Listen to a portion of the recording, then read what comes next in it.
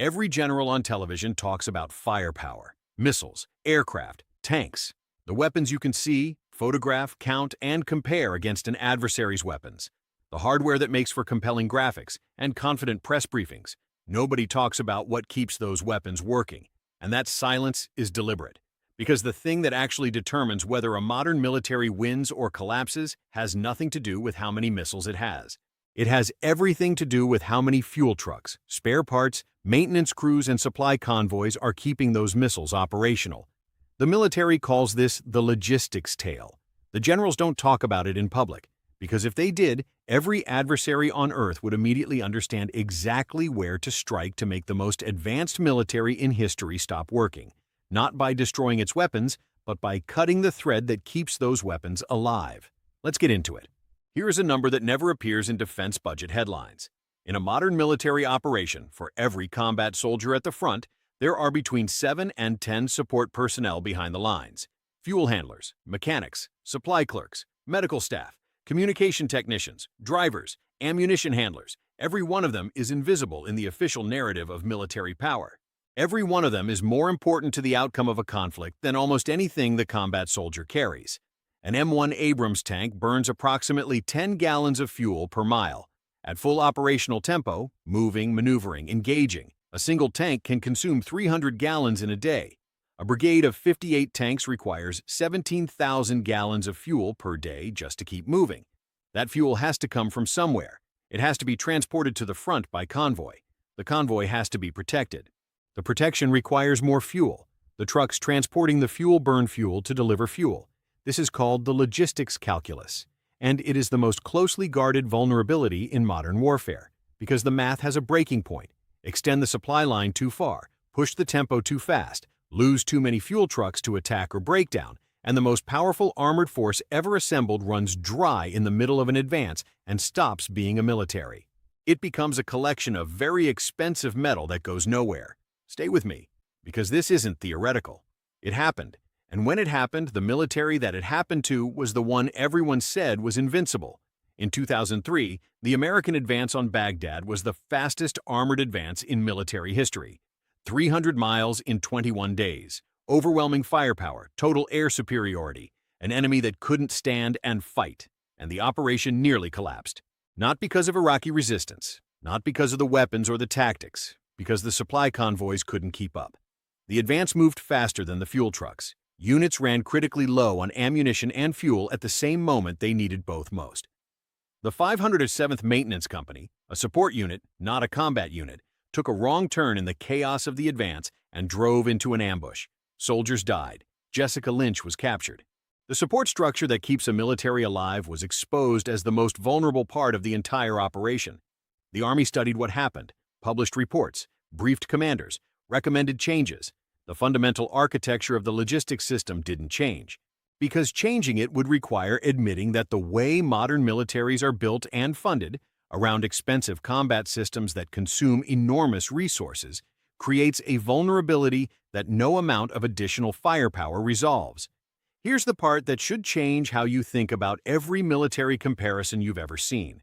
When analysts compare the American military to China's military, or NATO to Russia, the comparisons are almost always about hardware, number of aircraft, number of warships, number of missiles, quantity of munitions, defense budget totals. These comparisons are not wrong. They are incomplete in a way that fundamentally misleads anyone who reads them. Because the adversary that understands the logistics vulnerability doesn't need to match the hardware. They need to cut the supply line. In World War II, Germany's Afrika Korps under Rommel was arguably the most tactically proficient armored force of the war. It defeated larger, better supplied British forces repeatedly, and then it stopped. Not because the British became better tactically, because the Royal Navy and Royal Air Force began systematically destroying the supply convoys crossing the Mediterranean that kept the Afrika Korps alive. Rommel had no fuel, his tanks couldn't move, his tactical genius became irrelevant. The most feared military commander of the North Africa campaign was defeated not by a better general, but by someone who understood that the supply line is the real target. That lesson has been studied by every military planner since 1943. China's military doctrine explicitly targets what it calls the soft underbelly of American power projection. Not the carriers, not the aircraft, but the supply ships, the fuel depots, the maintenance hubs, the communication nodes that keep the carriers flying and the aircraft armed. Every war game China has run against a simulated American force in the Pacific ends the same way, not by sinking the carrier, by cutting the supply line that keeps it operational. Which means every adversary the United States faces today has spent decades identifying exactly where the American logistics system is most vulnerable. And the American military has spent decades building more combat systems that make the logistics problem harder, not easier. Stay with me, because what modern warfare has revealed about the logistics gap is something the official briefings are specifically designed not to show you. The Russian military that invaded Ukraine in 2022 was assessed by Western analysts as one of the most formidable conventional forces on Earth. Modern tanks, advanced aircraft, electronic warfare capabilities, hypersonic missiles, the invasion stalled within days, not primarily because Ukrainian forces destroyed Russian combat units, though they did. Because Russian logistics collapsed, columns of tanks ran out of fuel on roads outside Kyiv. Trucks broke down in numbers that suggested pre-deployment maintenance had been systematically falsified in the Russian military's reporting structure. Supply convoys moving in predictable patterns on predictable roads were targeted by Ukrainian forces and destroyed. The satellite images of that column, miles of vehicles stationary on a highway going nowhere, became one of the defining images of the war. What those images actually showed wasn't tactical failure. They showed a logistics system that couldn't support the operation it was assigned to support. And here is the detail that the Russian military's own internal assessments had flagged before the invasion. The logistics vulnerabilities that collapsed the Russian advance were documented. Analysts inside the Russian system knew the supply infrastructure couldn't sustain a rapid advance into Ukraine at the speed the operation demanded. The invasion happened anyway, because the generals presenting the plan to the decision-makers presented the combat power. The missiles, the tanks, the air assets, not the fuel trucks, not the maintenance schedules, not the supply chain capacity that would determine whether any of that hardware could function for more than 72 hours. Russian soldiers froze in vehicles that ran out of fuel waiting for supply convoys that never arrived. Some abandoned their tanks on roads in Ukraine, not because the tanks were destroyed, but because they had nothing to run on. Others called home on personal cell phones asking family members to send food because the military supply system had failed to deliver rations. These were not poorly trained soldiers. They were deployed with what their commanders told them was sufficient support. Their commanders were wrong, or they knew and said nothing. The evidence suggests the second.